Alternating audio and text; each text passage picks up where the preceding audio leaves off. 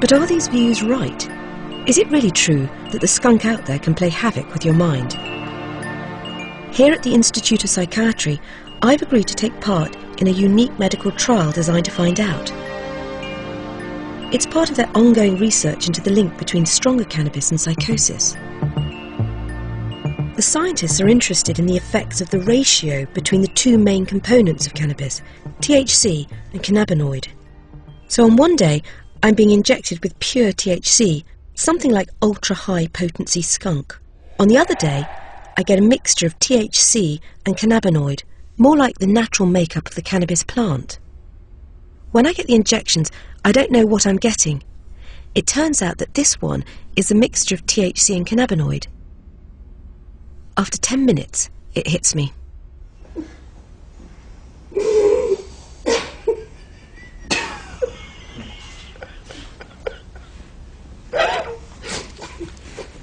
With the THC and cannabinoid, no matter how hard I try to take the experiment seriously, it all seems hilarious.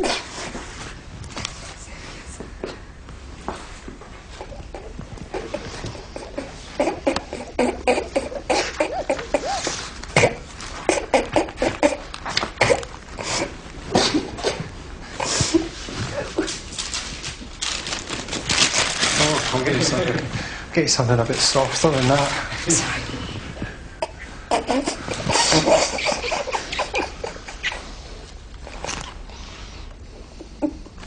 What does it feel like?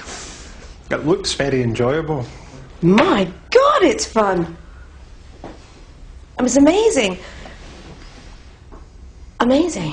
With the pure THC, it's a different story. It's horrible. It's like being at a funeral. Worse. It's sort of like, it's just so depressing. You'd want to, top yourself. Do you know what I mean? It's sort of morbid.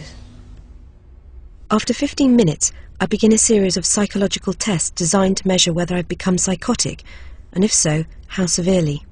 I feel agitated? No. On the THC and cannabinoid mixture, I seem really flippant. On this drug, I just don't care. I'm experiencing profound insights. Bollocks. I'm worried the state of mind won't end. I don't want it to end. This experience is frightening. Strong. I feel agitated. Yeah. I do. But with the pure THC, I'm suspicious, introverted, weird.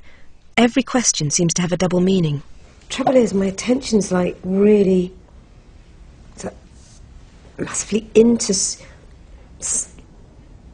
just a word or something. It's like, but not in a happy. It's like in a morbid. Morbid is. That's how I feel. Morbid. It's an anxiety. It's like a panic attack. Do you know what I mean? It's like you ask me a question. I'm thinking, I don't know the answer.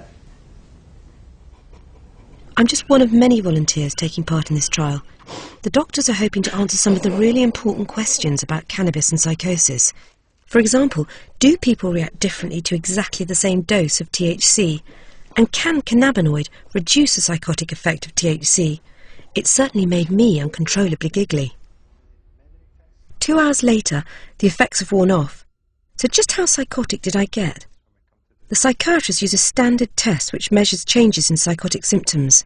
And on the first day you scored 1. Your change from baseline to the peak experience was 1, which is insignificant. Above 4 is thought to be clinically significant.